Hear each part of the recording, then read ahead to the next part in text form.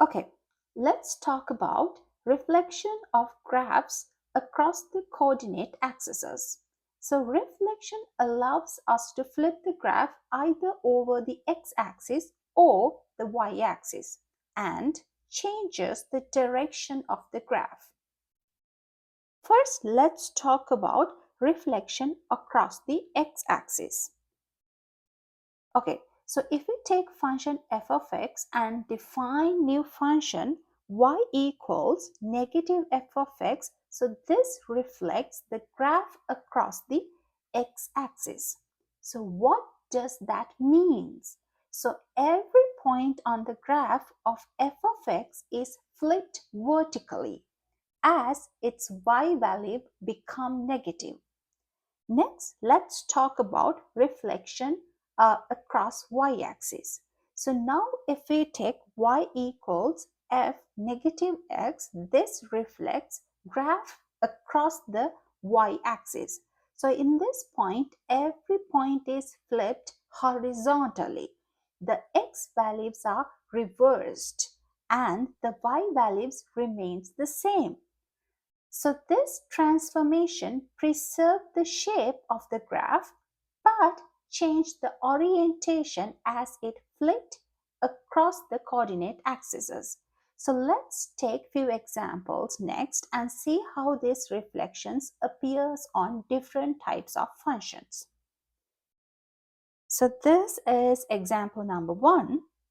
So let's try to compare f of x equals x squared and g of x equals negative x squared. So let's start with f of x equals x squared. So this is standard upward opening parabola and its vertex is at the origin and all the y values are non-negative. So this graph gets steeper as x moves away from the 0. Okay, so now let's look at g of x. So this graph is a reflection of f of x across the x-axis. Why? It's because we have taken the graph, we have taken the function and applied negative sign in front. That means you can write actually g of x as negative f of x. As a result, every point of the graph of f of x is flipped vertically. So in the original point, if the original point is x comma y, then now it's going to reflect as x comma negative y. So that means your g of x is going to be a reflection of f of x across the x-axis. So this will be your g of x. So remember, this is g of x is negative f of x. So that is going to be a reflection of f of x across the x-axis. So this is the x-axis. Now let's go to our next example. So now let's try to graph and compare two functions x cubed and negative x of cube. Okay, so now let's start with f of x. So f of x is a cubic function. So it passes through the origin and it has this shape. We say this is of shape S-shaped curve. So this increases to the right and decreases to the left. So now let's try to graph g of x. So you can write actually g of x as you can write this as f of negative x. It's because here instead of x now we have negative x.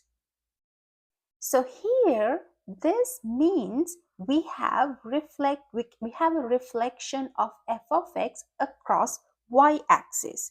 So this is a reflection across y-axis. So now every point of f of x, x comma y, now it becomes negative x, y. A negative goes to the x. So this means the shape stays the same, but it flipped horizontally.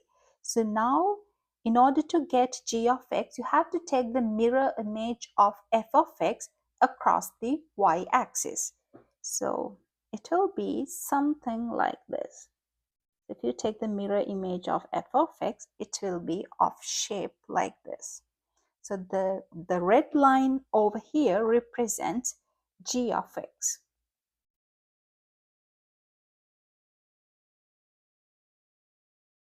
Okay, so now let's look at the last example we have over here. So this is a square root x, and from this we have to sketch negative square root x and square root of negative x. Okay, so let's start with the parent function, which is square root x. So this function starts at origin and increases slowly to the right, and it is defined only for x greater than or equals to 0, and it will always gives non-negative output. Okay, so now let's take a look at g of x.